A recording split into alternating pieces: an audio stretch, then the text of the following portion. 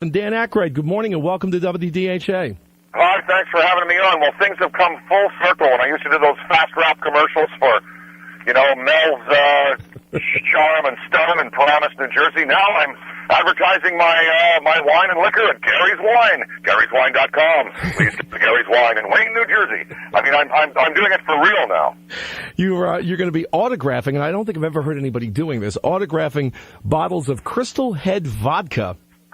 Well, when an artist goes out and sells a DVD or a CD, or an author goes and sells a book, signings are a big part of the industry. You go out and you meet the public, you get the product into their hands, and in this case, I'm trying to get the vodka into the mouths of the public. So yes, I sit there and I sign glass skulls filled with alcohol. It's quite traumatic for the children who come with their parents. They have to explain that the man signing the glass skull is a nice man, and there's nothing threatening about it. Where did you come up with the idea for the bottle? I have a great friend of mine. His name is John Alexander, and you can Google him and look him up. His work is owned by the Corcoran Gallery, by the in Washington D.C., by the Metropolitan Museum in New York City. Paul Simon, Lorne Michaels, Jimmy Buffett, myself, Chevy Chase, we all have pieces of art by him. He is one of America's great landscape painters and great portrait artists. And he used to go down to the Mexican Day of the Dead frequently, and he always had skulls in his paintings and his sculptures. And he came to me with the idea of doing a bottle based upon this great Hispanic tradition of celebrating the dead. On these feast days, the families go to the graveyards, they sit at the tombstone with food and drink and music, and they basically celebrate the memory of those who've gone before. And he said he wanted to do a tequila in a glass skull, and I said, well, that's a brilliant idea, but I'm the importer to Canada for Patron, so I'm never going to be involved with a lesser product than Patron.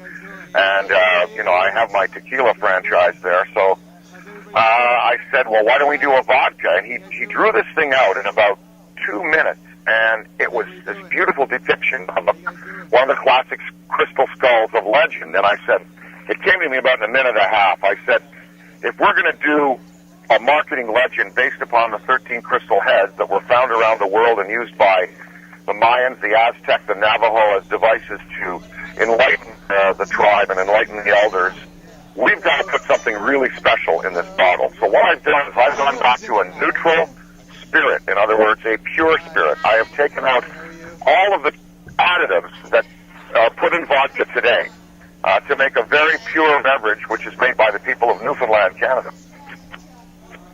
And then you take that water and you triple filter it through diamonds?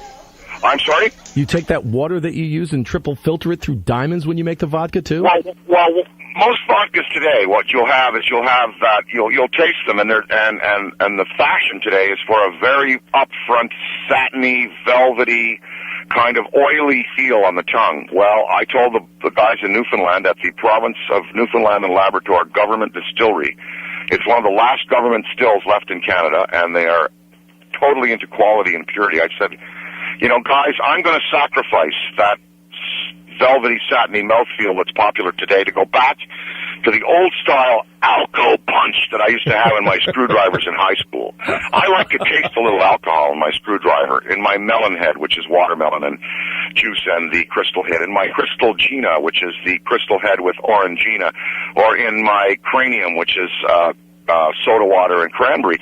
And they said, well, this is not what people are doing in vodkas. I say, I want to go back to that old-style rural moonshine. And so what they do is we take a little bit of sunset wheat. We take some St. Thomas, Ontario peaches and cream corn for a little sweet flavor. Now that is corn that isn't in a bulk hopper. That's corn that you would take right off the stalk and eat. And then we take Newfoundland deep aquifer glacial water, because Newfoundland is far from sources of pollution.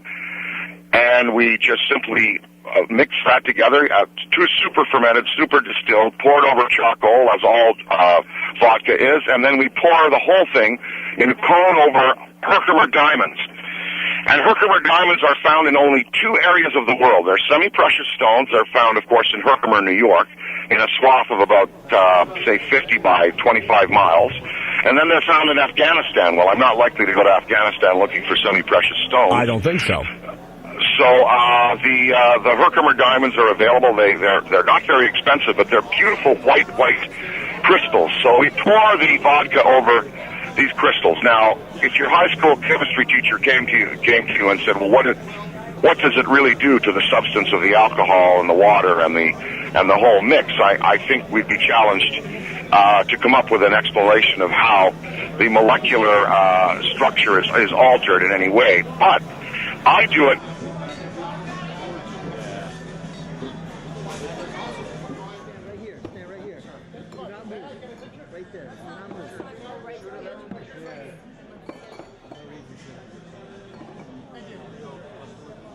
For that last sort of psychic touch to our legend of the crystal heads, Einstein spoke of something, and these are not my words, these are his words, spooky interaction at a distance.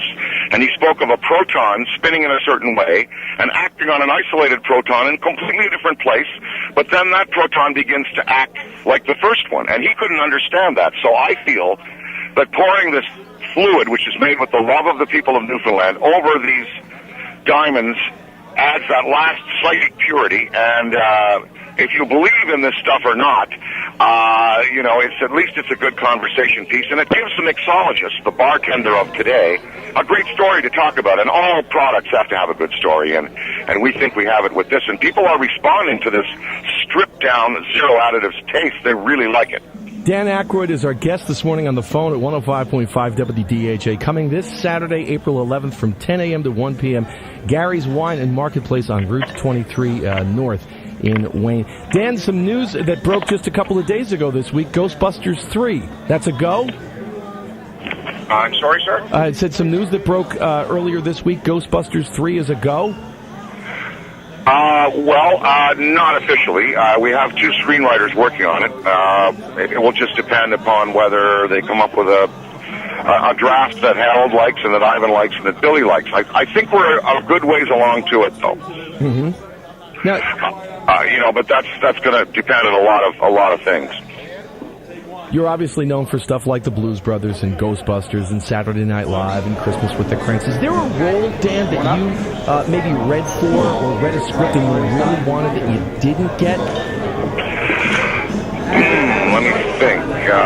No, I read for a lot of things I didn't get, but I never really cared whether I got them or not. To me, when I didn't get a role, it was kind of a sigh of relief, because then I was free to pursue other activities and other ventures, and so not getting a role to me was just as satisfying as getting a role. You and I were talking off air just before we went on about some of the old days at Saturday Night Live, and I mentioned to you that I had worked at NBC for a while. I used to sneak into the dress rehearsals sometimes before the live show. I used to love those because of those extra scenes that would be there that you wouldn't see on television. When I have guests come to New York and say, "Can you get me to the show?" I always say, "Look, you should go to the dress, because you're going to see 3 or 4, even 5 more pieces, and even a musical number that gets cut. So it's sort of more bang for your buck. You get in there, it's the same audience structure. It's a full dress rehearsal. The cast is committing to the pieces just as they would on air. But then you get to go home to your hotel room, these guests of mine, and they get to compare the air show to the dress show, see what was cut, and see what Lauren preferred to have on the air show, and then I invite them to the after party where we can all discuss it. So I love going to the dress shows. So to me, they're kind of a lot more fun because there's more material in there, and I love to see what Lauren cuts. He's got the best job in America. Saturday night, he sits there with the cards and he decides what's going to be in and what's out with his staff, and it's great to see him choose and sacrifice things, in favor of sometimes risky things that do or do not work. One of my favorite moments sneaking in there, Dan, was some years ago. You and John, and I don't remember the exact routine that you were doing, but I watched the two of you ad-lib and improv away from what was on the cue cards, and I was just in stunned amazement. It was hilarious, and it was funny, and you could see just the interaction between the two of you and how much you guys were enjoying what was going on. And meanwhile, the crew is kind of looking around going, where are these two guys going with this bit? I'm going to want to stop. Johnny and I had 8 years together. I fell in love with him the moment I saw him, and we were inseparable after that, and we just had that sort of chemistry. And I don't remember ever having any conflict with him at all. We had a totally harmonious, creative relationship, and I miss him every day. Dan Aykroyd appearing this Saturday, Gary's Wine and Marketplace, Route 23 North in Wayne from 10 a.m. to 1 p.m., signing bottles of Crystal Head Vodka. I appreciate you taking the time out this morning on the road to give us a call. Well, thank you so much, sir. I look forward to meeting the folks, and I just urge everybody, if you've got stuff to sign, like records and DVDs and stuff, get there early, because at some point I have to cut off signing the memorabilia and just sign bottles so that everybody gets a little something, It's kind of like having a career retrospective put in front of your face every time you do this, right? I like the review, yes. Some movies are better than others, but, I remember them all. Well, let's have a drink on you, on me, and on AC/DC. Dan Aykroyd, thanks. We'll look for you Saturday morning. Thank you, sir. Bye-bye.